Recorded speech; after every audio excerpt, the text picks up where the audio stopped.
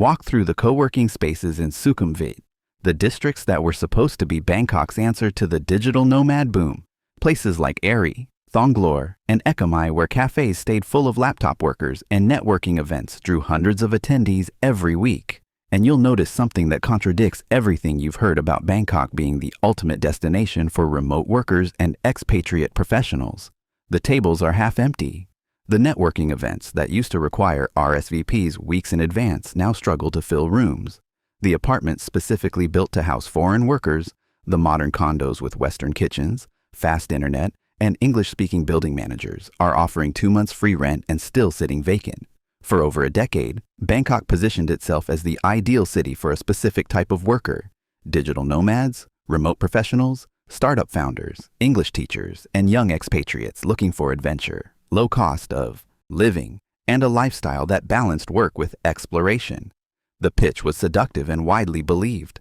Move to Bangkok, enjoy incredible food, vibrant culture, tropical weather, accommodation for $300 to $500 per month, and a quality of life that would cost 3 or 4 times as much in Singapore, Hong Kong, or any Western city.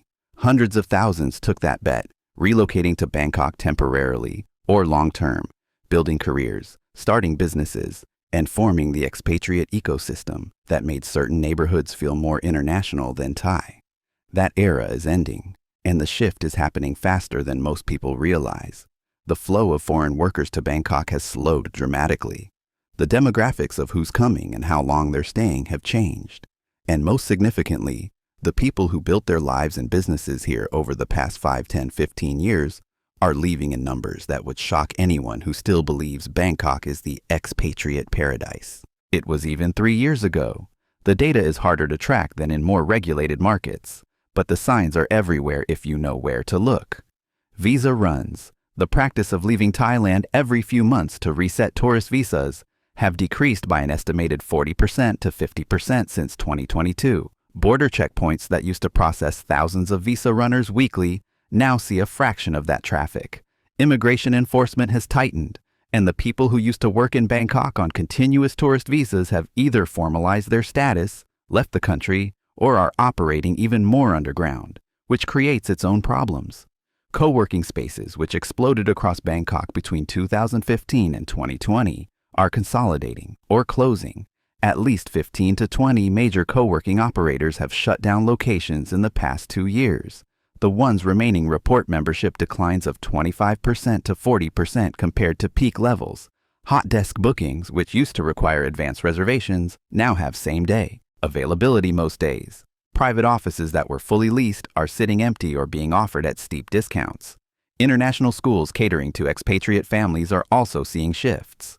While some premium schools maintain strong enrollment from wealthy local Thai families and diplomats, the mid-tier international schools that served the broader expatriate community are reporting 10% to 15% declines in enrollment. Teachers are being let go, programs are being cut, and some schools are quietly worried about long-term viability. The English teaching sector, which used to be a massive source of employment for young Western expatriates, has contracted dramatically. Language schools report they're receiving 50% to 60% fewer applications from qualified native speakers compared to 5 years ago. The Facebook groups where teaching jobs used to be posted constantly are now quiet, with the same positions being reposted for weeks because schools can't find takers. The teaching salaries, which have been stagnant at 30,000 to 45,000 baht per month for a decade, are no longer attractive enough to convince people to move to Bangkok when living costs have increased substantially. Long-term apartment rentals, especially in expat-heavy areas like Sukhumvit, Silom, and Sathorn, are seeing higher vacancy rates and longer listing times. Landlords who used to fill units within days of posting are now waiting weeks or months. Rental prices in some buildings have actually decreased, something that rarely happened during Bangkok's growth years.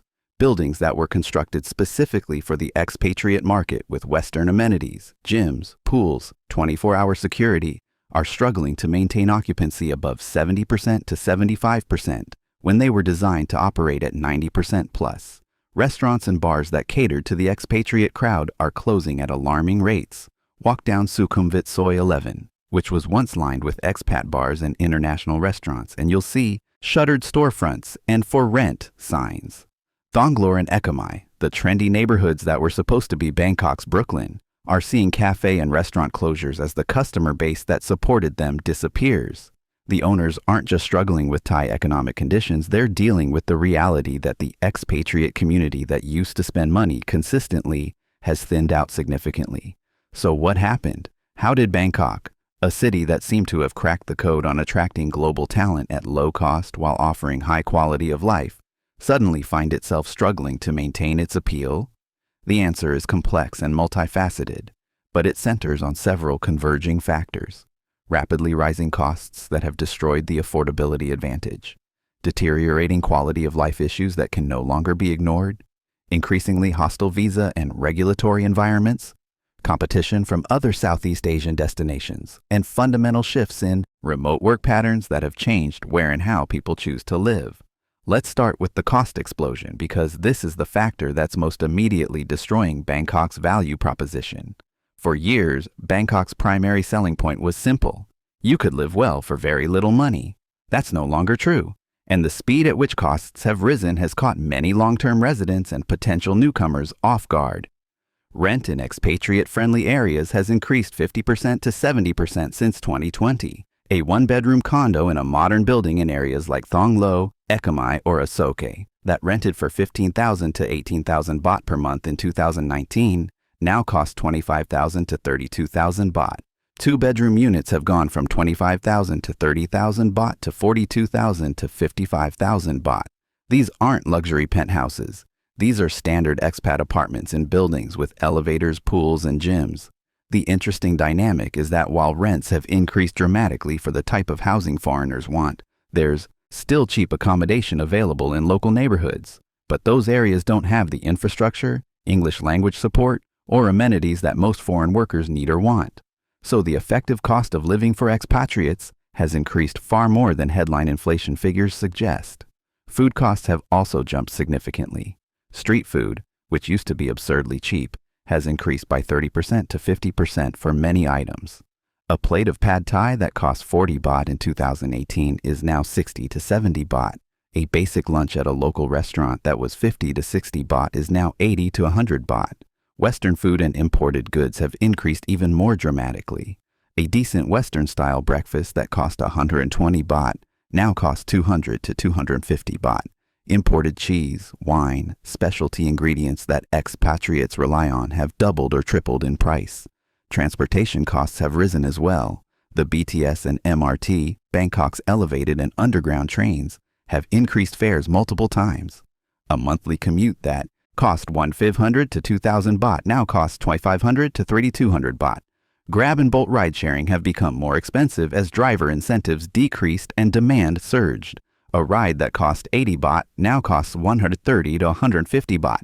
Utilities, especially electricity, have become a major expense.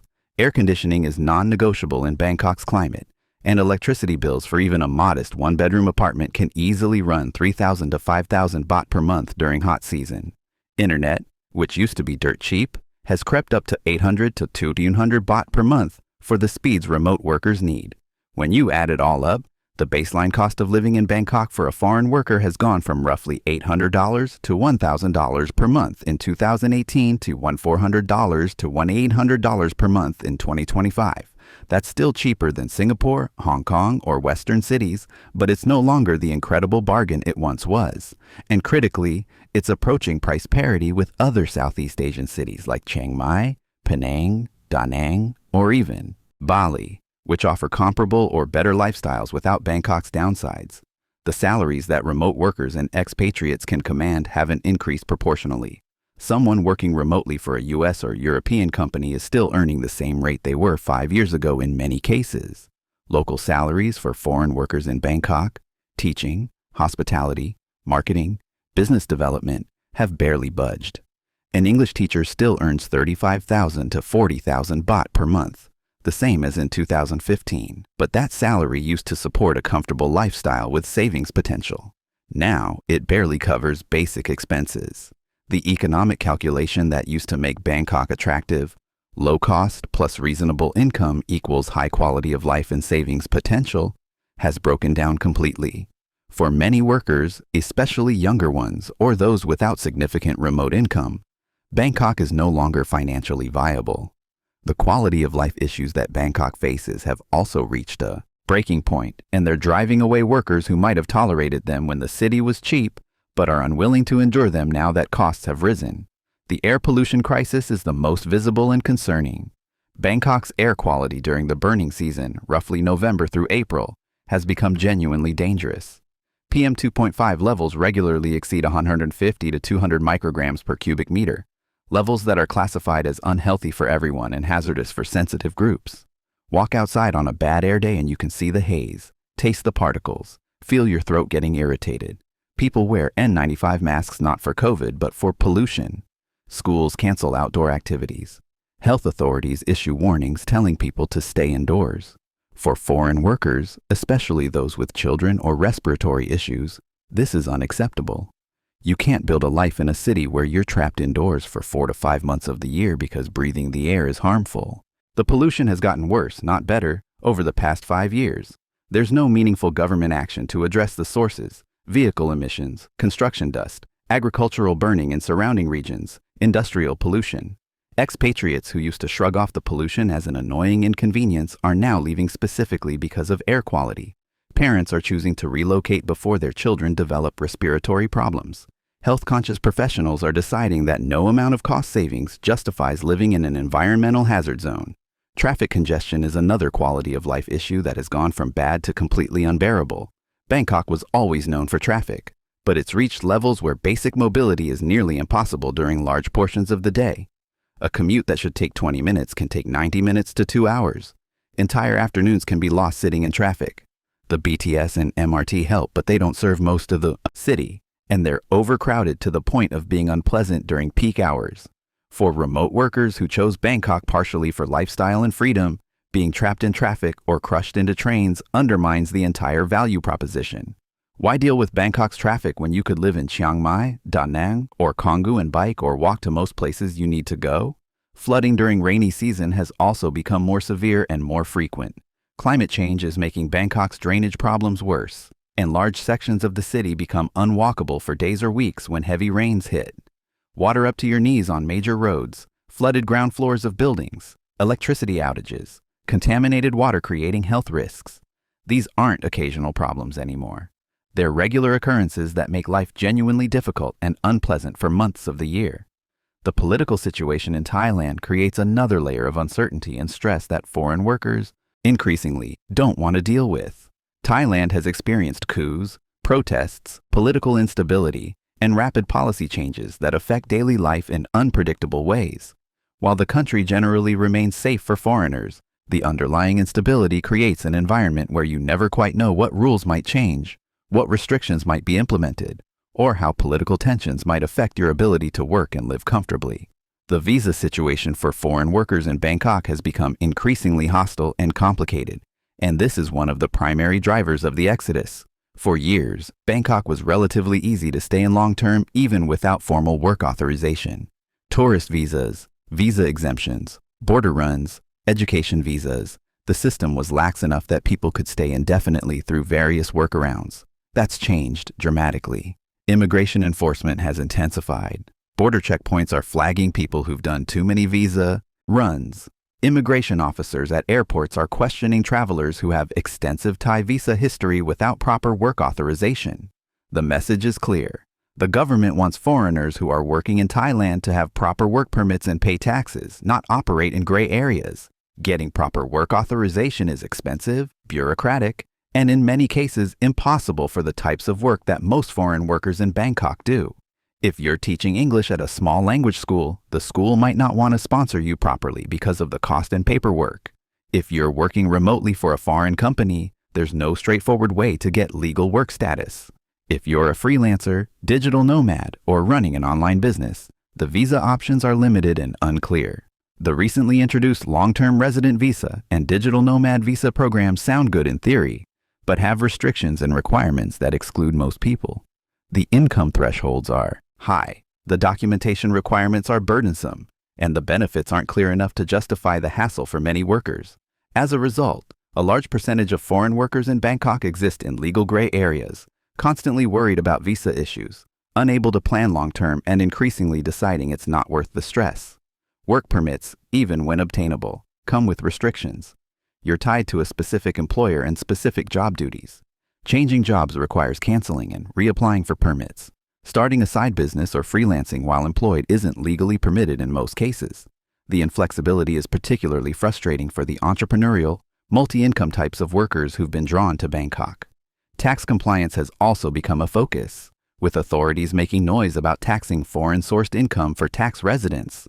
The rules are unclear, enforcement is inconsistent, but the uncertainty creates anxiety. Workers who thought they could earn money from foreign clients or employers tax-free are now worried they might face unexpected tax bills or legal problems. The cumulative effect of all this visa and tax uncertainty is that Bangkok no longer feels like a place where you can build a stable long-term life unless you're willing to commit to the full bureaucratic process of proper work permits, company formation, and tax compliance. And for many workers, especially younger ones, or those who value flexibility, that commitment feels like more trouble than it's worth when other countries are competing aggressively for digital nomads and remote workers with clearer, friendlier programs. The competition from other Southeast Asian destinations has also intensified, and Bangkok is losing talent to cities that offer comparable or better value propositions. Vietnam, particularly Da Nang and Ho Chi Minh City, has become increasingly popular with remote workers. The costs are similar to or lower than Bangkok. The food scene is excellent. The coffee culture is amazing. The beaches are accessible. And the visa situation, while not perfect, is seen as more navigable. Multiple people I know who left Bangkok specifically relocated to Vietnam and describe it as offering everything Bangkok used to offer without the pollution, traffic, and visa stress. Bali has become the dominant Southeast Asian hub for digital nomads and remote workers, pulling significant numbers away from Bangkok.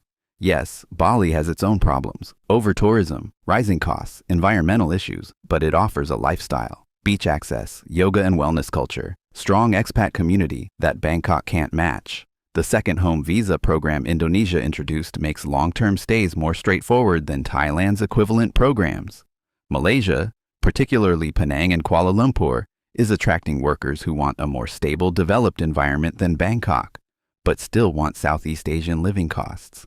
Malaysia's MN2H visa program, despite recent restrictions, still offers clearer long-term residency pathways than Thailand provides. Even cities within Thailand are competing with Bangkok. Chiang Mai has always been popular with digital nomads, but it's grown significantly as workers who used to split time between Chiang Mai and Bangkok are now staying in the north full-time. The air quality in Chiang Mai is actually worse than Bangkok during burning season, but the cost of living is lower, the pace is slower, and the community is tighter-knit. For workers who don't need Bangkok's big city amenities, Chiang Mai offers a better lifestyle at a lower price. Phuket and Koh Samui are pulling away workers who prioritize beach access and outdoor lifestyle. These islands used to be vacation destinations or retirement spots, but they've developed legitimate co-working scenes and expat communities that can support long-term residents for remote workers. The broader shift in remote work patterns has also hurt Bangkok.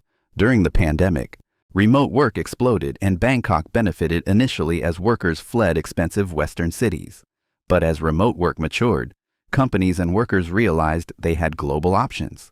Why limit yourself to Southeast Asia when you could work from Portugal, Mexico, Colombia, Eastern Europe, or dozens of other destinations that compete aggressively for remote talent? The Zoomtown phenomenon, where remote workers move to smaller, cheaper, more pleasant cities instead of major hubs, has hurt Bangkok. Workers are choosing second-tier cities in their home countries or in places they have cultural connections, rather than completely uprooting to Asia. An American remote worker might choose Austin, Boise, or Asheville over Bangkok. A European worker might choose Porto, Valencia, or Tallinn. These places offer Western conveniences, stability, better air quality, and proximity to family and friends, with only moderately higher costs than Bangkok now charges. The demographics of who's still coming to Bangkok have also shifted in concerning ways. The city used to attract a mix of young professionals, experienced remote workers, families, teachers, entrepreneurs, people at different life stages with varying levels of resources and commitment. Now, Bangkok is increasingly attracting either very young backpackers on short trips or people who couldn't make it in more competitive markets. The middle tier, the stable, Experienced professionals who brought skills and spending power, that group is thinning out dramatically. The people leaving Bangkok aren't failing. They're succeeding and choosing to take their success elsewhere. Multiple friends who built businesses, careers, and lives in Bangkok over 5 to 10 years have relocated in the past 2 years. They're not broke, they're not burnt out, they're simply making rational decisions that other places offer better opportunities, better quality of life, better stability, or better alignment with their life goals. One friend who ran a successful digital marketing agency from Bangkok for 8 years just relocated to Lisbon. His explanation was straightforward. The costs in Bangkok have risen to where I'm paying nearly as much as I would in a European city, but I'm dealing with pollution, visa uncertainty, lack of permanent residency pathways, and distance from family. Lisbon gives me EU residency potential, better quality of life, similar costs, and I'm 5 hours from my family instead of 18. It was an easy decision. Another acquaintance who taught at an international school in Bangkok for 6 years moved to Abu Dhabi. The salary is higher, the benefits are better, the work environment is more professional, and she can actually save money, something that became impossible in Bangkok as her rent and living costs climbed while her salary stagnated. A couple who ran a cafe in Thonglor closed their business and moved back to Australia after 10 years in Bangkok. They loved the city, loved their life there, but the economics stopped working. Rising rents, increased costs, declining customer traffic from the shrinking expat community, and the realization that they had no path to permanent residency or retirement in Thailand all factored into their decision. For the Thai businesses and landlords who depend on foreign workers and residents, the exodus is creating real problems. Buildings constructed specifically for the expat market are struggling with vacancies. Co-working spaces are closing. International schools are cutting staff. Restaurants and bars are shutting down. Service providers who catered to foreigners, real estate agents, accountants, lawyers, visa services, are seeing demand drop 30% to 50%. The Thai government seems aware of these issues but hasn't responded with meaningful policy changes. The visa programs they've introduced target wealthy retirees or high-income remote workers, not the broader professional class that made up the bulk of Bangkok's foreign workforce. There's been talk of making Thailand more attractive to foreign talent, but the actions taken so far, tightening immigration enforcement, increasing visa costs, adding tax complications, move in the opposite direction. The irony is that Bangkok could easily fix many of these problems if there was political will. Create clear, straightforward visa pathways for remote workers and small business owners. Address the air pollution through serious policy interventions. Invest in public transportation to reduce traffic. Streamline work permit processes and reduce costs. Create pathways to permanent residency for long-term foreign residents. But these changes would require acknowledging that the current system is driving away valuable contributors to the economy, and that acknowledgement doesn't seem forthcoming. The future trajectory for Bangkok's foreign worker community is concerning. If current trends continue, the city will see further declines in its expatriate professional population. The ecosystem that made Bangkok attractive, the network effects of having a critical mass of foreign entrepreneurs, remote workers, teachers, creatives, will weaken as that community thins. Neighborhoods that catered to foreigners will lose their international character or become purely tourist-oriented. Businesses that serve the expat community will close or pivot to serving locals and tourists. Bangkok will likely survive and even thrive on other fronts: tourism, regional business, serving Thai nationals and wealthy Asians. But its identity as the affordable, livable hub for global remote workers and young professionals, that era is ending. The city that defined the digital nomad movement and made working from Bangkok aspirational for a generation of workers is losing its appeal, and the workers are voting with their feet, choosing to build their lives and careers elsewhere. Walk through Sukhumvit today and you can feel the change. The energy is different. The buzz is gone. The spaces that used to pulse with international workers networking, collaborating, and building things together now feel quiet and diminished. What's left increasingly looks like a transient population passing through rather than a community putting down roots. That's the reality that nobody wants to acknowledge, but that's impossible to ignore if you've been paying attention. Bangkok's moment as the ultimate destination for foreign workers is fading, and whether the city can or will adapt to reverse that trend remains to be seen. For now, the exodus continues, And the workers who once flocked here are finding that the Bangkok dream they were sold no longer exists. Have you left Bangkok or chosen not to move there? What drove your decision? Let me know in the comments and subscribe for more honest discussions about the reality of working and living in Asia's major expat hubs.